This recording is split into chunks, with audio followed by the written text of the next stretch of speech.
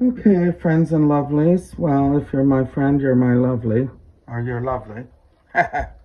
So we're going to do something different with cauliflower. Another vegetarian dish. And I just want to show you the mise en scène.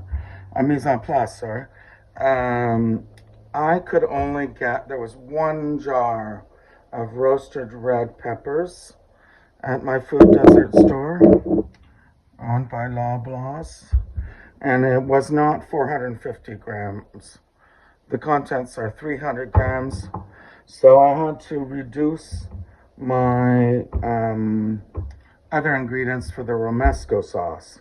So since this is, I don't know, 15% less in weight and size, I have about 80 grams of not very fresh bread. Doesn't matter, it doesn't have to be fresh. It's a baguette, and it's baguette style. It may or may not be sourdough. Sourdough is great. And I have 60 grams of blanched almonds in there. So just so you know, that's for the Romesco. And then I have already toasted, this is garnish. So you don't have to worry about removing hot almonds and crushing them for your garnish. I have slivers that have already been toasted. I toasted those for another meal.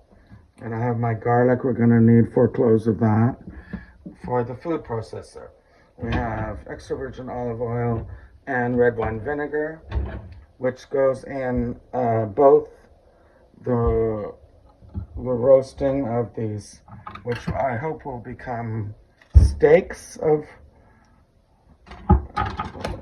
cauliflower, and in the Romesco sauce. So we want to get rid of the green parts. Oh, I also want to say I have 2 roasting pans. One is for the bread. Get that out of the way. And one is for the cauliflower, and I hope it all fits. I don't know if I need the bowl yet. So I want to cut off this old, the tatty part of the bottom of the stem. And we don't need the greens. So get them out. But don't be too tough on this because we want it to hold together as steaks. And by steaks, I'm kind of using one of those weird new ways of describing things. I'm not pretending that this is meat, okay? I just want to, it's like a fish steak. Just means it's cut into slices. So I'm kind of not a fan of all these weird things, like calling something a jam, which is really just not a jam, and calling mushrooms a ketchup kind of annoys me, actually. But I do want them to be cut like the thickness of a steak. So we've got rid of the bottom. We kept the stalk to hold it all together. We're going to cut the whole thing in half. And then we're going to cut, I'm going to do 3/4 of an inch thick pieces, because I know from experience that these get really,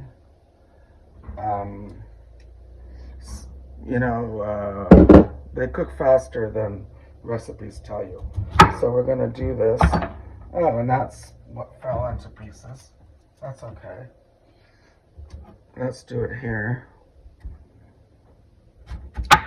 Perhaps I'll do wedges for the next part, like that. Oh, that one fell apart.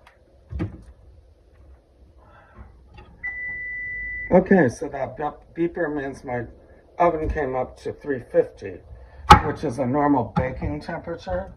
So that means these are going to take longer than, if you roast them at 400. So actually I'm going to just keep it steak-like like this. And I'm going to put this in like this. Actually, you know what? I'm not going to waste anything. So let's, whatever fell apart, put back in.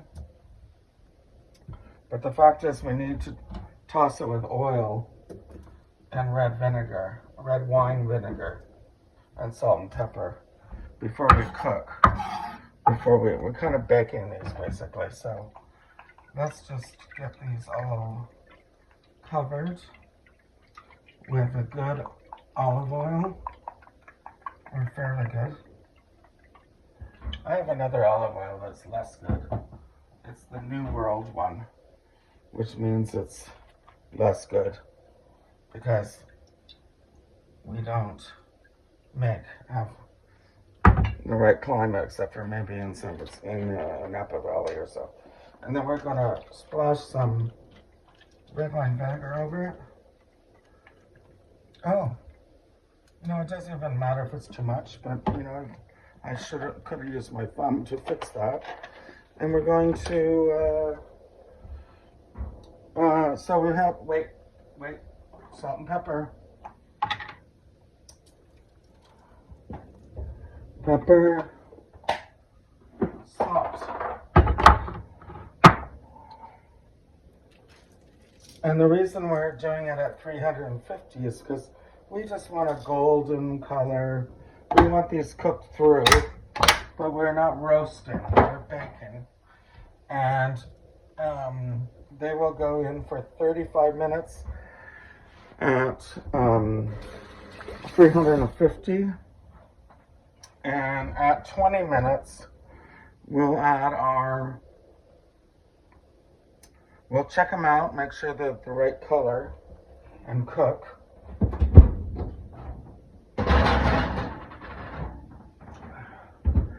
And then we'll add our bread, and our garlic, and our, so the total cooking time is 35 minutes. We put these in for 20. Check for doneness. Well, not doneness, just make sure we might have to flip them, we might not have to. And then we put in our bread, which is for the Romesco sauce. So we just chop it into pieces. And you know what? I feel like I'm gonna put more. Where's the bread? Oh, there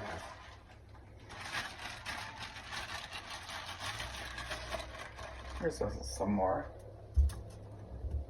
I don't know. I probably should, if I'm going to use this entire tray, I think I should probably have more. Oh, I think I have enough almonds there. Just want to make sure you have a good ratio.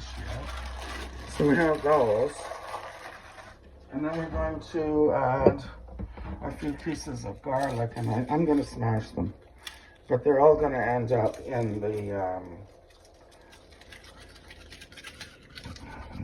watch me make them come out of their shells.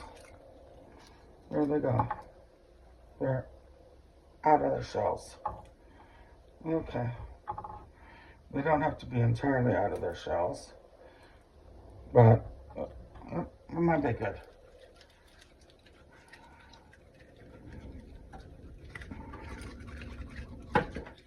Yep, done. Out of its shell. Almost out of its shell. Done.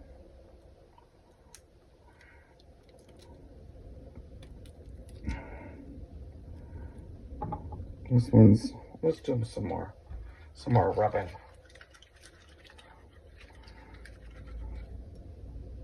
Okay, they're out. They're all out. So I'm just going to smash these, but we're going to save them for the sauce. So don't go crazy smashing. Anyway, there we go. So all that will be part of the sauce. We're going to add more of the Evo. This is Ontario Evo, or New World Evo, which is less good. And I'm going to add a little of the red vinegar to it. red wine vinegar. And just a little for the bread. And throw this out. Oh, keep that. Oh, keep that. And we'll be ready in 20 minutes to put this in the pan and toast up our bread and our almonds. And then we'll put it all in a bowl and then in a food processor or a blender.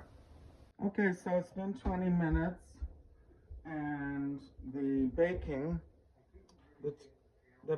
is on the cauliflower is looking good.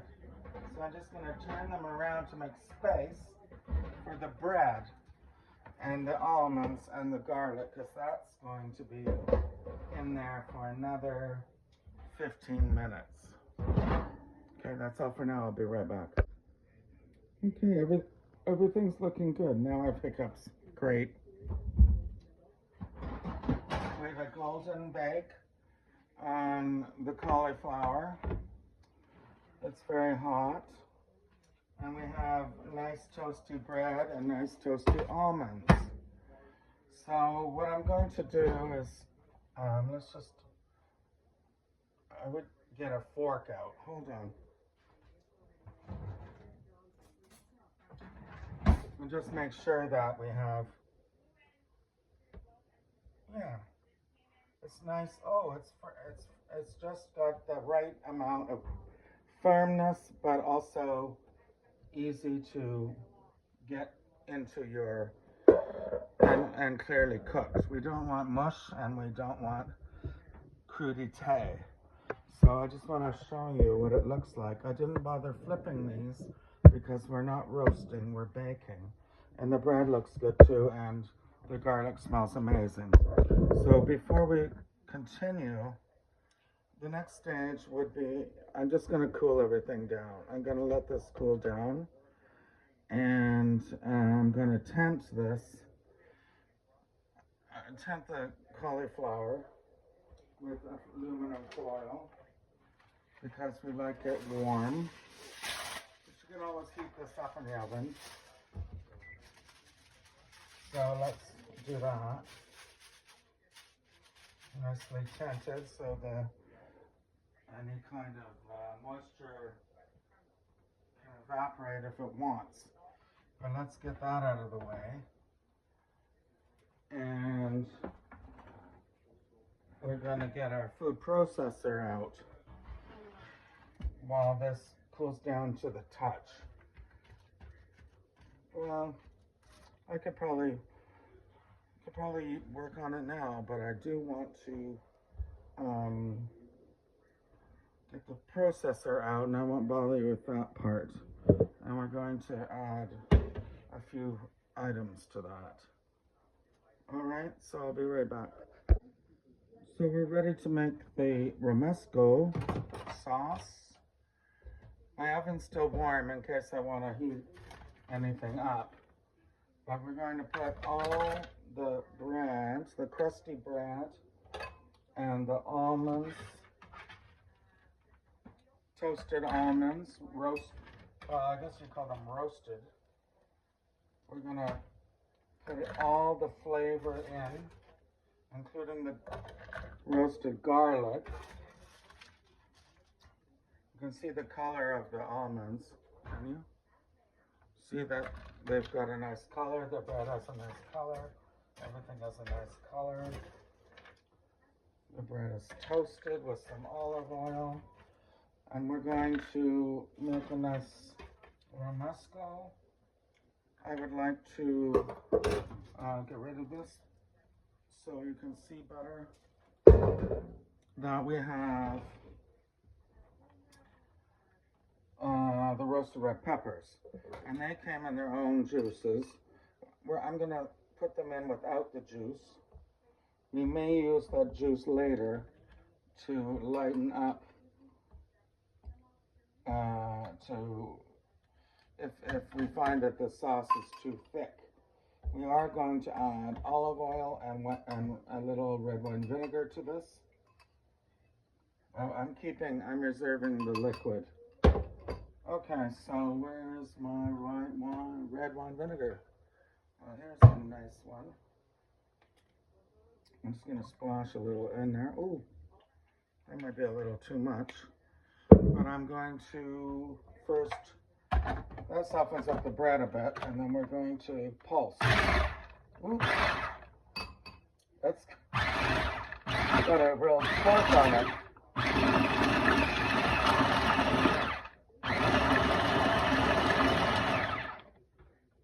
We're going to get our good olive oil out, and we're going to continue making the sauce. I'm going to probably add some of that liquid in. Hold on, this thing is, okay. Oops, what happened? Oh, the lid. I know it.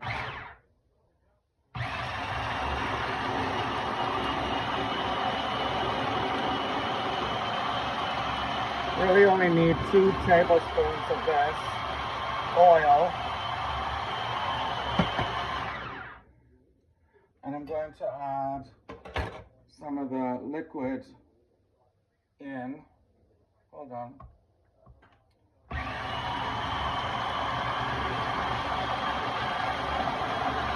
I'm adding it all in.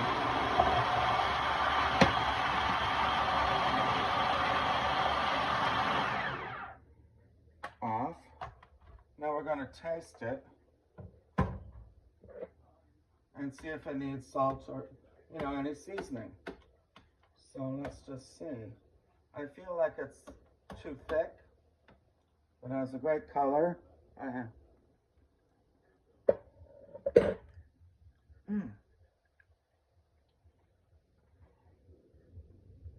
No, I don't think it needs salt. You can always add it at the table, but it's freaking delicious. So let's get some hot water out. You could use boiling water, but I don't have the time for this video.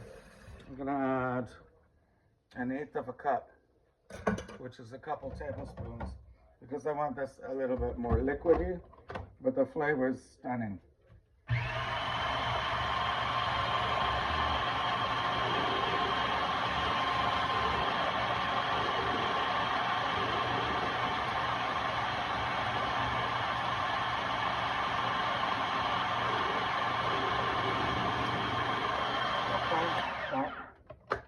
Let's see.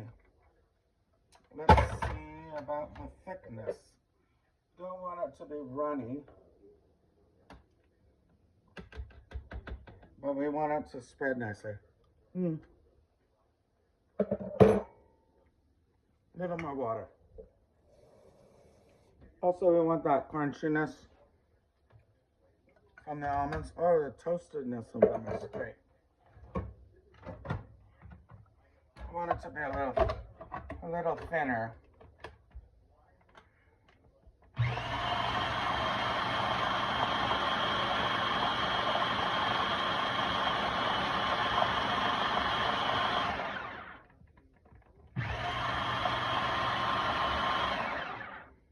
I think that's good. Let's see, and now we're going to plate it. I have the right amount of acid from the red wine vinegar. That I didn't put too much in at all. Let's take this out. There's your Romesco sauce. Yum, yum, yum. And let's do a platter. I have to run and get that, and we'll be doing plating. I'm just going to use this trusty bowl, and I'm going to just smear some. Okay. My hands are, what am I going to do? Okay. I'm just going to put some here and reserve some and just serve it as a base. And I'll save this for the rest. And then I'm going to, I think I'll serve it with like this. And with the steaks like that. And then people can serve themselves I might want to add little pieces around, and like that, and like that. And then I'm going to, I still have enough left for another serving, and I have enough sauce left too. So let's just drizzle some olive oil on, like that. And then, I don't think it needs more seasoning, but I do want